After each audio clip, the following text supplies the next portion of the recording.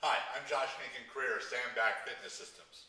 We get a lot of questions about what are the best exercises for different sports.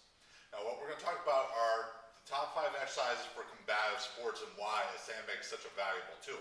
Combative sports can go a whole wide range. American football, rugby, hockey, mixed martial arts, wrestling.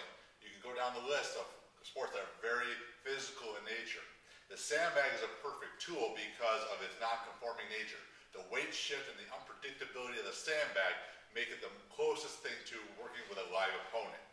In addition, our sandbags, because of the handle placement, when you pull up the weight's falling against you. It's going down. So as you start to pull, unlike a barbell or dumbbell, the weight is actually going against you instead of being evenly displaced. So when you do some of the drills that are similar to the barbell lifts, you're going to notice a profound difference in that the weight is following the bag. So we always recommend people start with the foundational exercises.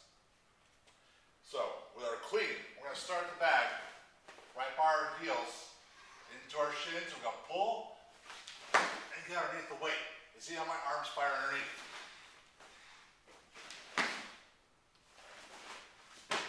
Unlike a barbell clean, it's really hard to cheat this lift. A lot of times younger athletes will perform a bicep curl to jump out when they're learning the power clean. With a sandbag, you can't do that. You won't clean the bag in the right position. You also see that the bag teaches us to power through and extend our body when we do the lift. So the sandbag clean is very valuable, and yes, even with a more moderate load, you can get great benefit. Shouldering a bag is the next version, allows you a little more instability. So being right over the top, grabbing on, powering up. You can see how I have to fully extend my hips to get the bag into the right placement. If I don't, there'll be too much bag going away from me or with me. So it's a great exercise to employ. Doesn't mean you have to get away from barbell cleans. You can do a set of heavy barbell cleans and repetition work with a sandbag. You'll find a nice complement towards each other. Another drill that I love doing is teaching the half moon snatch. Now this drill is phenomenal because it teaches us proper rotation. We're doing proper rotation, you're going to improve your foot speed, your kicking ability, and your punching ability. You're also going to find weight transfer is better, so change of direction improves as well. So being down by the bag, foot pivoted, up and over. By pushing through my right foot and pivoting. Now, if you don't feel confident going that high, you can set a bar up, and we can do tosses over the bar. You can set up a step, and we can place the bag onto the step. Okay, tremendous exercise for teaching explosiveness, rotation, and movement efficiency. We obviously, too, have some great modifications of barbell lifts, such as the good morning. Most times, good mornings are too hard on people's back. Doing a bear hug good morning, grabbing the bag in close, right to the body. Now sitting back, pushing the bag between my legs and driving through my heels. There's a lot of trunk strength as well as hips. It gives me low back strength endurance, and I can add complexity to it by adding shouldering in between.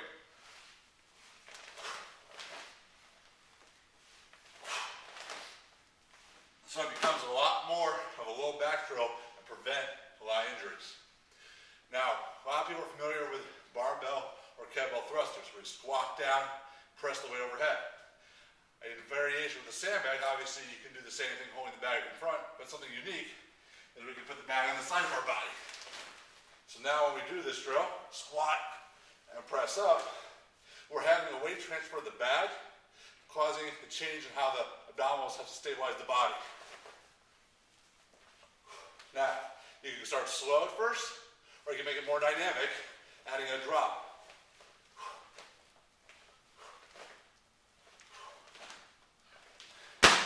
This changing center of mass is awesome training. When you improve speed, you increase the intensity of the exercise. That's where you quickly see someone out of breath. Finally, I'd like to go over the get up, sit up. Now, this drill is a lot more trunk emphasis, but by making sure our legs stay in contact with the ground, we can make sure that we're integrating the hips with the trunk. Good core strength is dependent upon the integration of these muscle systems rather than training the abs, low back, and hips in isolation. So, start with the bag on our shoulder. You're going to clasp the bag in close to your body. Same leg has to be up. We're going to now push in my right heel. My left leg stays on the ground. I elevate. Push into both heels. And then roll back down. This obviously can lead to a full get up, but this is a great preparatory drill. You can go a little bit heavier and train this torso as long as that off leg doesn't start to raise off the ground. These 5 exercises sound foundational and basic, but there's a lot of complexity to doing them well. As the weight and the dimensions of the bag changes, so do the exercises. You can integrate these as a circuit on their own. You can see some of our great workouts on our blog at sandbagfitnesssystems.com. You can integrate them with barbell and kettlebell work kind of easily. For example, you can work some kettlebell clean and press. You can work alternating sandbag clean and press. Because the movements are actually distinctively different, you're going to find the training effect is very complementary. So I hope this helps you put together some of your workouts for your athletes and see how valuable of a tool sandbags truly are. And visit us to see more of these at sandbagfitnesssystems.com.